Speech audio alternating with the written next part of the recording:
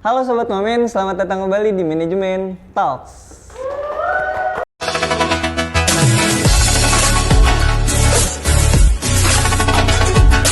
Nah Sobat Momen, hari ini adalah episode kelima dari Manajemen Talks. Nah kalau kemarin, di episode-episode sebelumnya kita sudah kedatangan beberapa narasumber yang emang luar biasa. Di episode 5 ini juga kita nggak kalah luar biasanya narasumber kita pada hari ini. Karena hari ini kita bakalan ngobrolin soal magang.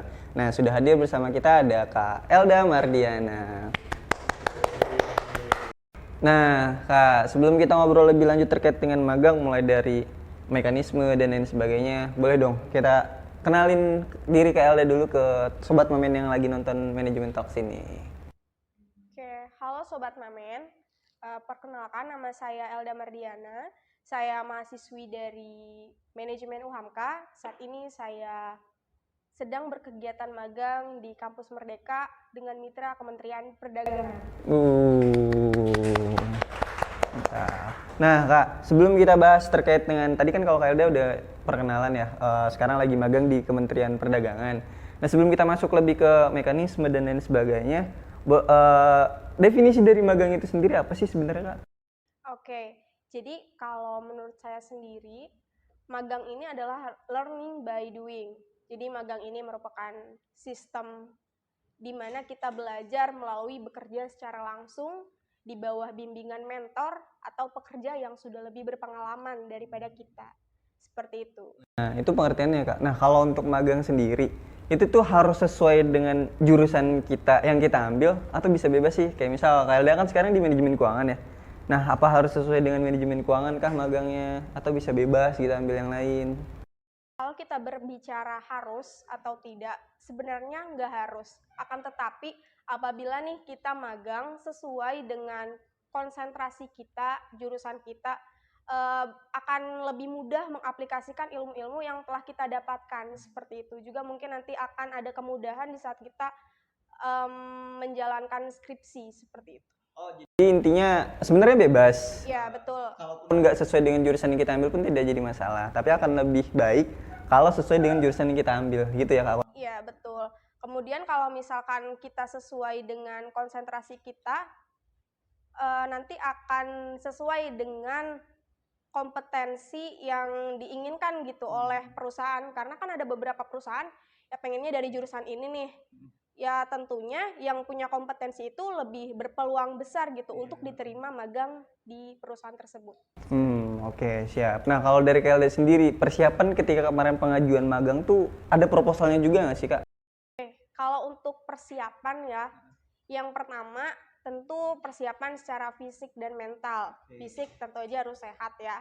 Kemudian untuk mental nih, terutama banyak banget nih teman seangkatan gitu yang nanya kayak gimana ya nanti magang, kayak overthinking, nanti takut di sana nggak bisa ngapa-ngapain gitu. Itu harus dikuatin banget mentalnya, kayak percaya diri aja kita mau niatnya belajar deh magang itu. Justru kalau misalkan kita nggak coba magang nih, kita nggak tahu gitu diri kita udah sejauh mana siap di dunia pekerjaan. Kalau misalkan kita udah coba nih, kita bisa lebih prepare lagi. Oh ternyata saya masih kurang nih di sini, kayak gitu.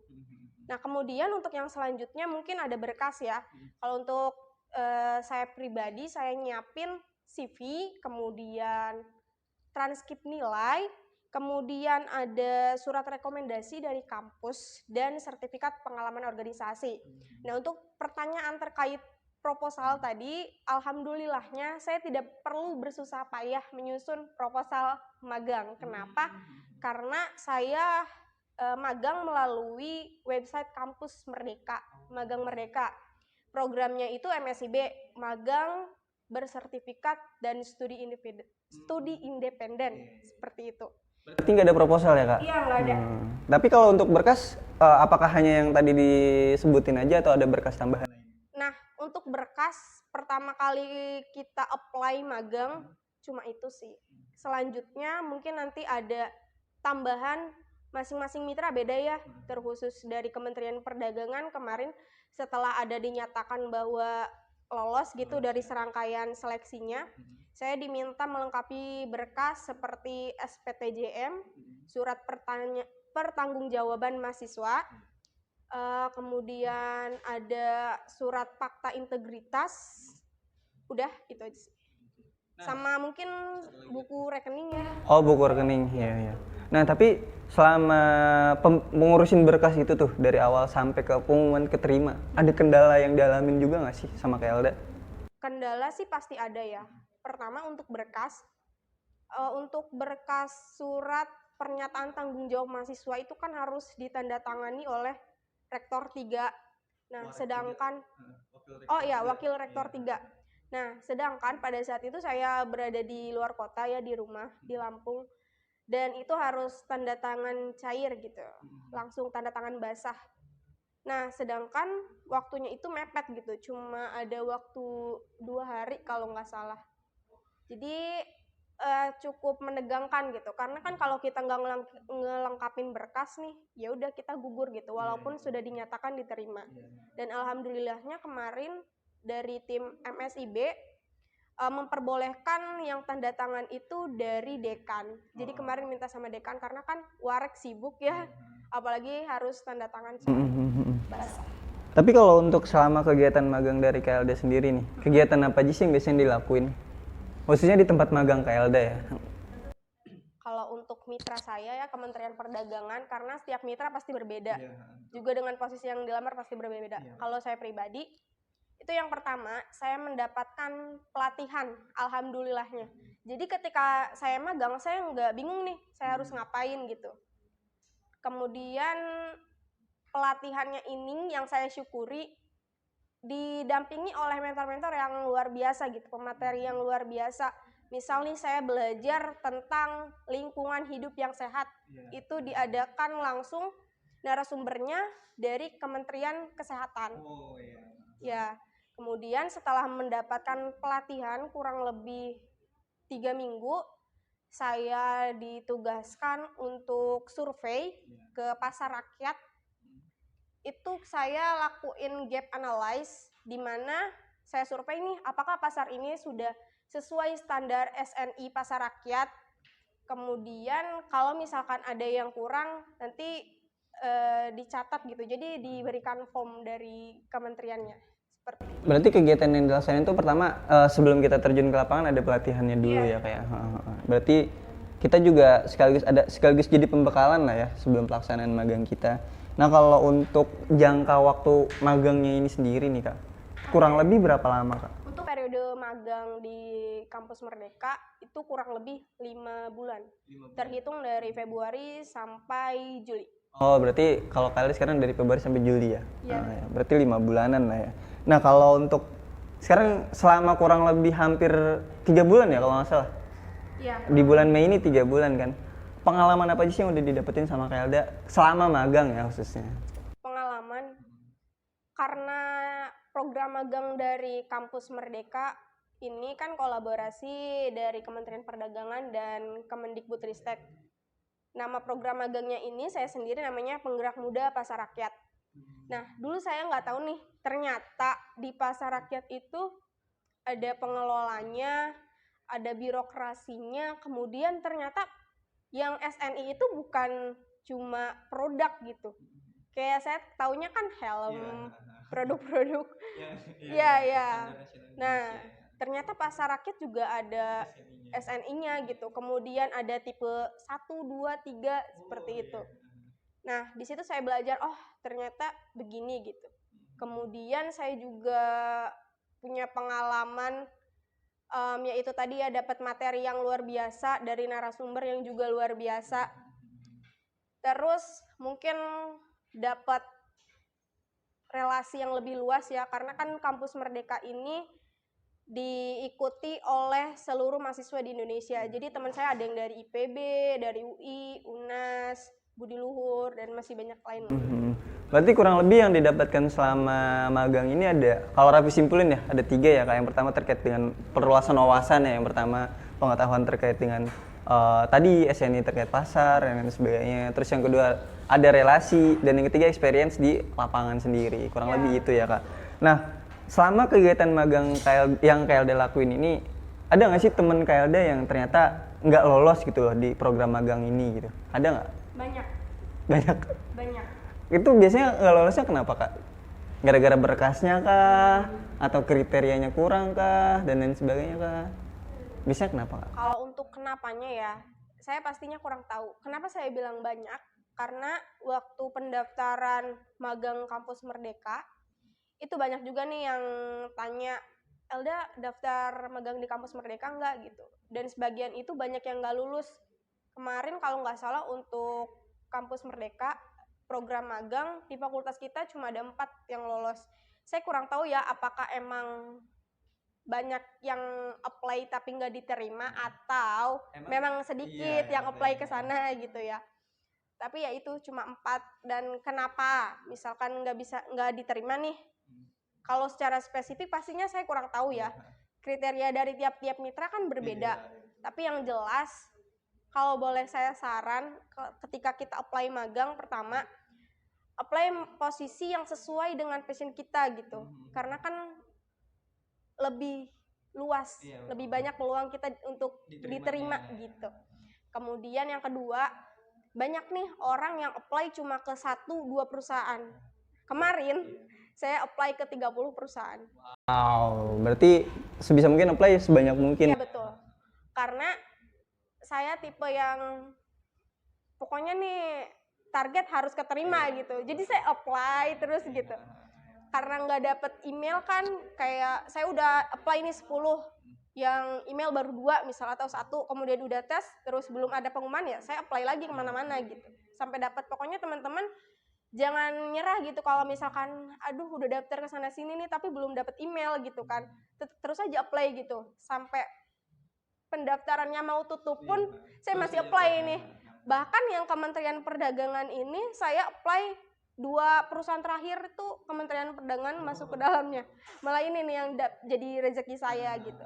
Nah, sekarang kalau kita ngomongin soal nyari info magang nih Kak, biasanya platform atau website apa sih yang bisa kita pakai buat nyari infonya? Oke, kalau untuk platformnya ya, karena saya pribadi baru pertama kali magang dan kebetulan di Kampus Merdeka, mungkin saya bisa nyaranin di websitenya Kampus Merdeka ya, Kampus Merdeka kemendikbud.go.id.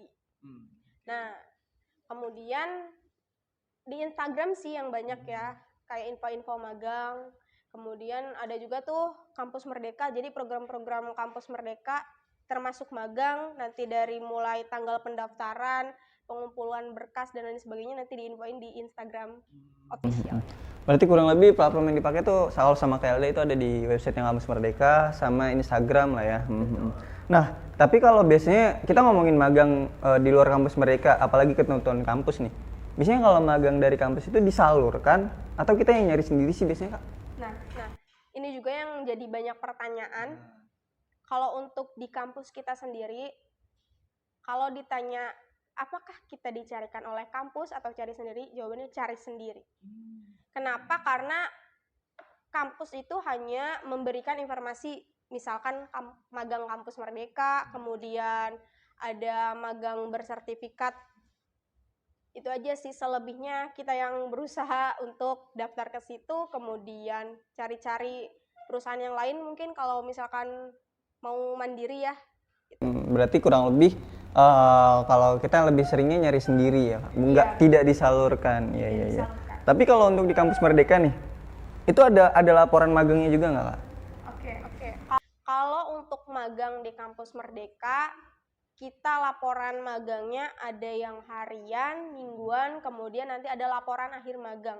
Nah, tapi untuk laporan magang harian dan mingguan itu nggak ribet gitu. Kita cukup menceritakan apa saja yang sudah kita lakukan, apa saja yang sudah kita dapatkan di hari itu dan di minggu itu. Kalau untuk laporan akhir magang, nanti kita dapat formatnya dari tim MSIB Kampus Merdeka. Tapi meskipun hari ini KLD belum selesai ya magang, tapi penyusunan itu udah disusun dari sekarang apa gimana Kak? Kalau untuk sekarang sih belum ya, karena baru 3 bulan berjalan, baru setengah jalan nih ibaratnya. Paling mungkin baru ya isi laporan harian dan mingguan atau logbook kalau di Kampus Merdeka. Ada kesulitan yang KLD alami nggak ketika ngisi laporan harian atau mingguan? Kesulitan yang dialami nggak ada sih ya, karena cukup simpel, hanya menceritakan saja apa yang sudah kita lakukan di minggu ini, di hari ini.